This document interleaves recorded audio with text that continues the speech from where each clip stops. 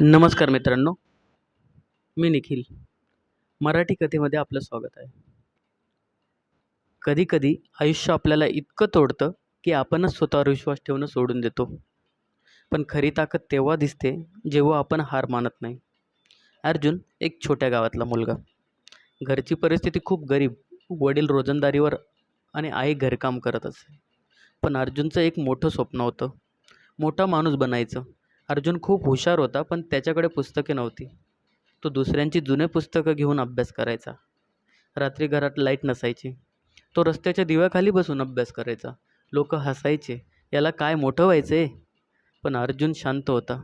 त्याच्या डोळ्यात फक्त स्वप्न होती. 10वीचा निकाल लागला. अर्जुन नापास झाला. सगळ्यांनी त्याची थट्टा केली. "काय झालं तुझ्या स्वप्नांचं?" अर्जुन तुटला. तो एकटाच बसून रडत होता. त्याला वाटलं, कदाचित मी काहीच करू शकत नाही. आई त्याच्या जवळ आली. "बाळा, अपयश म्हणजे शेवट नाही. तो तर सुरुवात असतो. जर आज हार मानलीस तर आयुष्यभर हरशील." त्या एका वाक्याने अर्जुन बदलला. त्याने ठरवलं, आता हार मानायची नाही. तो पुन्हा अभ्यासाला लागला. दिवस-रात्र मेहनत करू लागला. पैसे नव्हते, तो काम करायचा आणि अभ्यासही.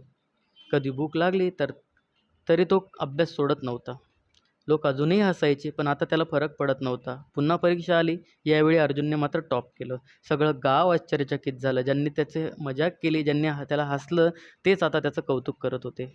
अर्जुन थांबला नाही. तो पुढे शिकला, मोठ्या शहरात गेला आणि एक यशस्वी अधिकारी बनला. एका दिवशी तो गावात परत आला. आई समोर उभा राहिला. आईच्या डोळ्यात आनंदाचे अश्रू. "माझा मुलगा जिंकला." अर्जुन हसला. "आई, मी नाही जिंकलो, तुझा विश्वास जिंकला." अपयश हे शेवट नसतं. तो फक्त एक टप्पा असतो. जो माणूस हार मानत नाही, तो एक दिवस नक्की जिंकतो. Thank you.